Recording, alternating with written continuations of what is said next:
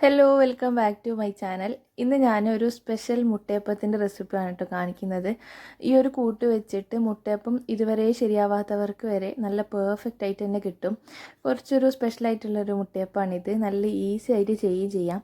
അപ്പോൾ എങ്ങനെയാണ് റെഡിയാക്കി എടുക്കാൻ നോക്കാം. ചാനൽ സബ്സ്ക്രൈബ് ചെയ്യാത്തവരുണ്ടെങ്കിൽ ഒന്ന് സബ്സ്ക്രൈബ് ചെയ്ത് സപ്പോർട്ട് ചെയ്യണേ. ഈ ഒരു വീഡിയോ ഇഷ്ടപ്പെടുകയാണെങ്കിൽ ലൈക്ക് ചെയ്യാനും അതുപോലെ ഷെയർ ചെയ്യാനൊന്നും മറക്കണ്ട.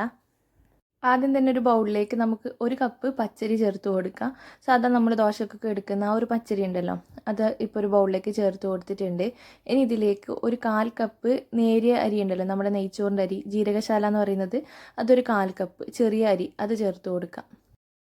പൊതുവേ നമ്മൾ മുട്ടയപ്പം ഉണ്ടാക്കുമ്പോൾ പച്ചരി മാത്രമേ ചേർക്കാറുള്ളൂ. ഇങ്ങനെ ഒന്ന് ട്രൈ ചെയ്ത് നോക്കട്ടെ. ഈ ഒരു നേരിയരിയും കൂടി ചേർത്തിട്ട് ഇതിലേക്ക് കുറച്ചധികം തന്നെ വെള്ളം ഒഴിച്ചിട്ട് നമുക്കിതൊന്ന് കുതിർക്കാൻ വേണ്ടി വെക്കണം. ഞാനിപ്പോൾ ഓവർനൈറ്റാണ് വെക്കുന്നത്. അപ്പോൾ അങ്ങനെ ഒരു ഭാഗത്തേക്ക് മാറ്റി വെക്കാം. ഇപ്പോൾ പിറ്റേന്ന് രാവിലെ ആയിട്ട് നല്ല വൃത്തിയിൽ കഴുകിയിട്ട് ആ വെള്ളമൊക്കെ കളഞ്ഞിട്ടുണ്ട്. മാക്സിമം നന്നായിട്ട് വെള്ളം ഊറ്റി കളയാട്ടോ. അതിന് ശേഷം ഇത് നമുക്ക് മിക്സിയുടെ ജാറിലേക്ക് ആഡ് ചെയ്ത് കൊടുക്കാം. ഈ ഒരു മുട്ടയപ്പത്തിന് നമ്മൾ മുട്ടയൊന്നും ചേർക്കുന്നില്ല, മുട്ടയില്ലാണ്ടാണ് ചെയ്തെടുക്കുന്നത്. ഇനി ഇതിലേക്ക് ഒരു 3 ടേബിൾ സ്പൂണോളം ചോറ്, വേവിച്ച് വെച്ച ചോറ് ചേർത്ത് കൊടുക്കുന്നുണ്ട്. അപ്പോൾ ചോറും കൂടി ചേർത്ത് കൊടുത്തതിന് ശേഷം ആവശ്യത്തിനുള്ള ഉപ്പും പിന്നെ വെള്ളം ചേർത്തിട്ട് അരച്ചെടുക്കുകയാണ് ചെയ്യേണ്ടത്. വെള്ളം വളരെ കുറച്ച് വെള്ളം മാത്രമേ ചേർക്കണ്ട കേട്ടോ. ഒരു ടോട്ടൽ ഒരു 1/4 കപ്പിനടുത്ത് അത്രയും മാത്രം മതി. വെള്ളം ചേർക്കുമ്പോൾ ശ്രദ്ധിച്ചിട്ട് ചേർക്കാം. ഒരുപാട് ആയി കഴിഞ്ഞാൽ ബാറ്ററി ലൂസാവും. ബാറ്ററി ലൂസായി കഴിഞ്ഞാൽ പിന്നെ പൊങ്ങി കിട്ടൂല. അപ്പോൾ അതുകൊണ്ടൊന്ന് ശ്രദ്ധിച്ചിട്ട് ചേർക്കാം. മിക്സിയിൽ ഓൾറെഡി വെള്ളം ഉണ്ടെങ്കിൽ നോക്കി മാത്രം ചേർത്ത് കൊടുക്കാം കേട്ടോ.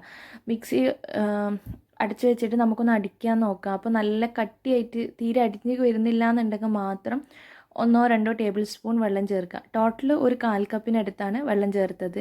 ഇതിപ്പം കണ്ടില്ലേ, അരക്കാൻ കുറച്ചൊരു ബുദ്ധിമുട്ടുള്ള പോലെയുണ്ട്. അപ്പോൾ അതിന് വേണ്ടിയിട്ട് 1 ടേബിൾ സ്പൂൺ വെള്ളം ചേർക്കുന്നുണ്ട്. അപ്പോൾ നോക്കിയിട്ട് മാത്രം ചേർത്ത് കൊടുത്താൽ മതി. സ്മൂത്തായിട്ട് ബാറ്ററായി കിട്ടുന്നുണ്ടെങ്കിൽ ചേർക്കേണ്ട ആവശ്യമില്ല.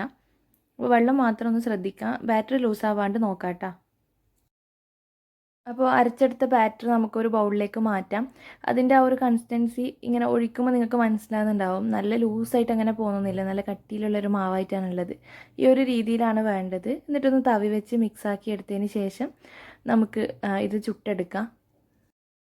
അപ്പോൾ ഒരു കുഴിയുള്ള ചീനച്ചട്ടി ചൂടാക്കാൻ വെക്കുക. അതിൽ അത്യാവശ്യം എണ്ണ ഒഴിച്ചിട്ട് നല്ല ചൂടാവണം. അപ്പോൾ ഒരു തവി ബാറ്റർ അങ്ങ് ഒഴിച്ചു കൊടുക്കുക. ഞാൻ ഇതുപോലത്തെ കപ്പിൽ ആക്കിയിട്ടാണ് കേട്ടോ ഒഴിച്ചു കൊടുക്കുന്നത്. അങ്ങനെ ഒഴിച്ചു കൊടുത്തിട്ട് അത് ഓട്ടോമാറ്റിക്കായിട്ട് തന്നെ പൊങ്ങി വന്നോളും. ഇതിലേക്ക് നമ്മൾ ബേക്കിംഗ് സോഡ ഒന്നും ചേർത്തിട്ടില്ല, അത് തന്നെ പൊങ്ങി വന്നോളും. ഇനി ഇതാ ഒരു ഭാഗം റെഡി ആയിട്ടുണ്ട്. ഇതങ്ങ് തിരിച്ചിട്ട് കൊടുക്കുക. എന്നിട്ട് മറ്റേ ഭാഗം കൂടി കുക്ക് ചെയ്തെടുക്കുക.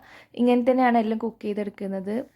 നമ്മുടെ ഈ ഒരു അപ്പം റെഡി ആയിട്ടുണ്ട് കേട്ടോ. ഇത് എണ്ണയിൽ നിന്ന് മാറ്റാം. എണ്ണ കുടിക്കുകയൊന്നും ചെയ്യില്ല, ഇങ്ങനെ തന്നെ നമുക്ക് എല്ലാം ചെയ്തെടുക്കാം. അപ്പം നമ്മുടെ നാട്ടിൽ ഇതിന് മുട്ട സർക്കാന്നും നെയ്യപ്പം എന്നും പറയും കേട്ടോ. ഇങ്ങനെ തന്നെയാണ് എല്ലാം ചുട്ടെടുക്കുന്നത്. ആ ഒരു കൺസിസ്റ്റൻസി ഒക്കെ ഓക്കെ ആണെങ്കിൽ തന്നെ ആർക്കും തന്നെ ഫെയിലായി വരില്ല, നല്ല പെർഫെക്റ്റ് ആയിട്ട് തന്നെ കിട്ടും. അപ്പോൾ എല്ലാവരും ട്രൈ ചെയ്ത് നോക്കുക. എന്നിട്ട് ഫീഡ്ബാക്ക് കമൻറ്റ് ബോക്സിൽ പറയണേ. വീഡിയോ ഇഷ്ടപ്പെടുകയാണെങ്കിൽ ലൈക്ക് ചെയ്യാനും അതുപോലെ ഷെയർ ചെയ്യാനൊന്നും മറക്കല്ലേ. താങ്ക്